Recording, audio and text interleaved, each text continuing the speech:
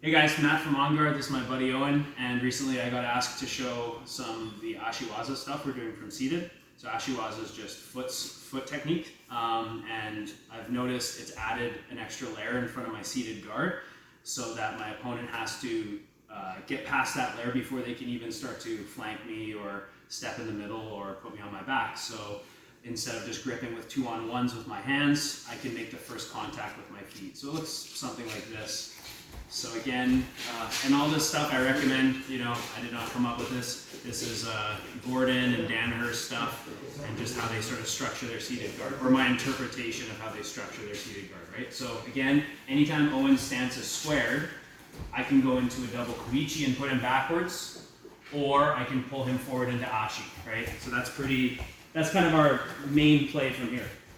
So the problem I had a few years ago is when he approaches, I try and get my grips, but he might step inside my legs, put me on my back before I can get my grips, and now I'm in a bit of a defensive position. So I started, after watching Gordon's DVD on the seated guard, seeing how he was using his feet, and noticing that all the guys from the Danaher squad, they always use their feet to initiate the off balance first. I started playing around with it. So what I found is I use kind of three fundamental movements. I use a swiping movement, a jabbing movement, and a hooking movement, okay? And actually recently started using hooks behind the knees. And the reason I like hooking behind the knees is because if I hook behind the knees and he tries to step away, it's stickier than if I hook around the foot, all right? So if I was at this range, Owen can't touch me, and I can't touch him, but I can easily lunge forward and make the first hook. So now he kind of has a choice, right? If he tries to bend down and grab my leg, he gives up his arms for a 2-on-1. And now I can start my off balance, and we're pulling him into Ashi, right? If he creates, let's say he steps back, right?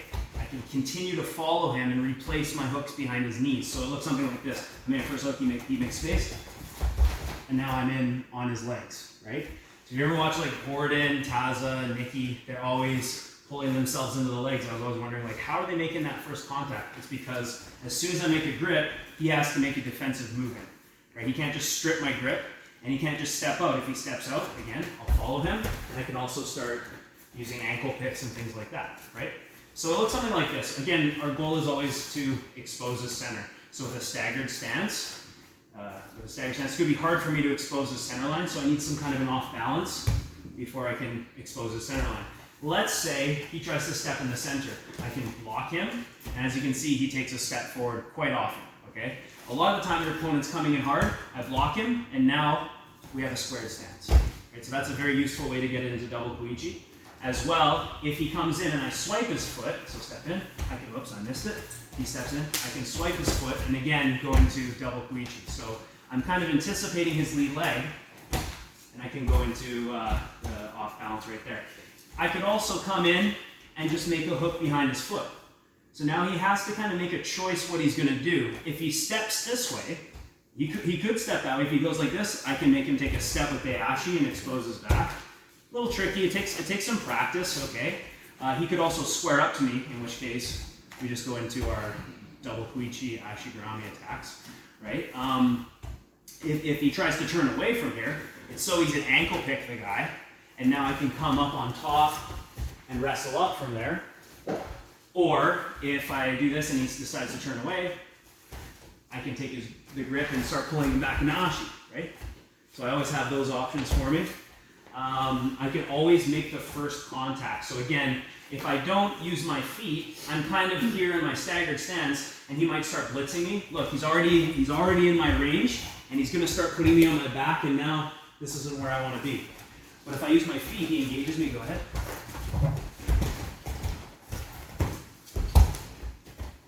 Okay.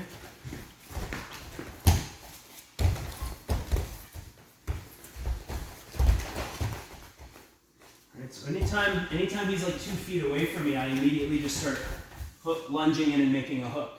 So now from here, what is natural for you here? He's back away. Right. So another thing is Gordon and Danaher, they really talk about linking up the te waza, the ankle picks, with the Ashi waza, so it looks something like this. I make an initial off balance. When he's stepping back, the ankle becomes light, right?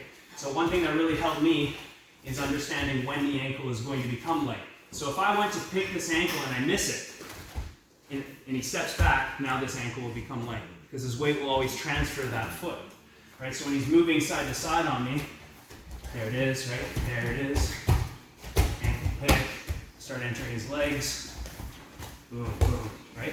And I'm just constantly just making contact to his feet. I don't even need to really do too much to it. I just need to make him be on one foot constantly, right? And the more you get used to it, the more you'll be able to sort of keep his feet off the floor, right? So I know as soon as his second foot comes off the floor, the other one's going to become light in a second, right? And then I can just pick it, I can drop into Ashi and do all my stuff. So again, I guess it's now 4 movements. I just started hooking at the knees. Is as we come in, boom, I make my first hook. Now it's pretty sticky, right? And as he's trying to move away, it's easy for me to just pull myself in now and enter his legs right away. Again, I recommend using mostly your action leg.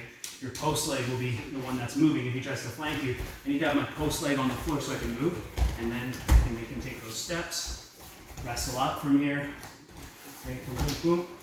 There's a center line exposed, there's an ankle pick, right? So just use the swipe, the hook, the jab, and hooking the knees just to get the guy basically dancing on one foot, and then you're gonna find that you'll be safe at this range.